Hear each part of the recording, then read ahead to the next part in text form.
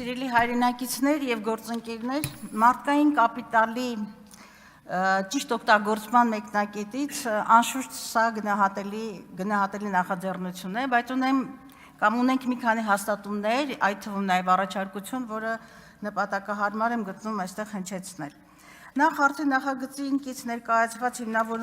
հիմնավորումը կամ հիմնավորման մեջ տեղ գտած շատ սակավ վիճակագրությունը թույլ է տալիս եզրակացնել եւ այսպես բացորեն ասել, որ բավական վիճակագրություն, բավական վերլուծություն չունենք կամ թվային պատկեր չկա, որպեսզի մենք կարողանանք այսպես վերջնական թվերով կամ ուսումնասիրությամբ հանրությանը ներկայացնել, թե 18 թվականից մինչև օրս, ուրեմն Շանհայի հիսնյակում քանի երիտասարդ է կրթություն ստացել, ինչ մասնագիտությունների գծով են կամ մասնագիտացումը ինչպիսին է եղել եւ առհասարակ ամբողջական այսպես վերլուծություն կամ պատկեր չկա, վիճակագրական պատկեր չկա, թե մինչև օրս, այսինքն տարկետում ստացածները ինչ հիմքով են տարկետում ստացել եւ առհասարակ այսօր Հայաստանի Հանրապետությունում ինչ ոլորտներում են նրանք իրենց գործունեությունը ծավալում։ Միևնույն ժամանակ այստեղ հոդված 1-ում, նախագծի հոդված 1-ում նշված է, որ ուրեմն տարկետում եւ հետագայում նաեւ կազատի պարտադիր զինվորական ծառայությունից այն քաղաքացին Հայաստանի Հանրապետության, որը առնվազն 3 տարի կաշխատի Հայաստանի Հանրապետության կողմից սահմանված ոլորտում։ Իսկ հիմնավորման մեջ ահա թե ինչպիսի ոլորտներ են մոտավորապես շեշտվում, երիտասարդ մասնագետներ, IT ոլորտի, բժիշկներ, ինժեներներ եւ այլ ոլորտների մասնագետներ եւ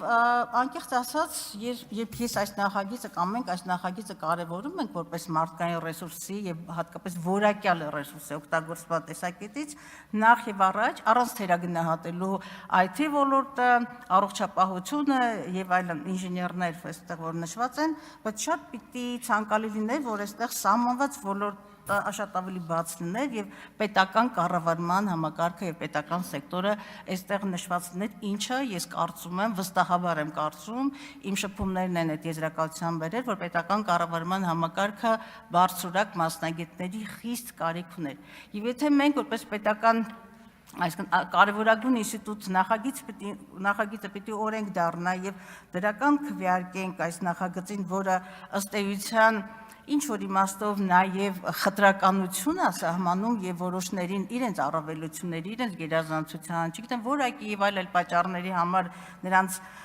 պարտադիր զինվորական ծառայությունից ազատում ենք, ուրեմն պիտի նաև այդ ներուժը հատկապես օգտագործենք պետական սեկտորում։ Եվ ուրեմն ես այս մասին խոսեցի նաև հանձնաժողովի քննարկման ժամանակ, եւ ես կարծում եմ առհասարակ այստեղ բացեր շատ կան, որովհետեւ հասկանալ է, որ ինչ որ հայեցակարգ չկա հայեցակարգ, թե ինչ հայեցակարգից են բխում այս կարգավորումները, եւ առհասարակ կարծում թե 2 ամսվա ժամկետ կա, որպեսզի կառավարությունը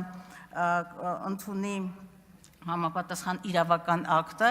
ես նաև մեր խմբակցության անունից առաջարկում եմ, որպեսզի սահմանված կառավարության կողմից սահմանած ոլորտներում պարտադիրորեն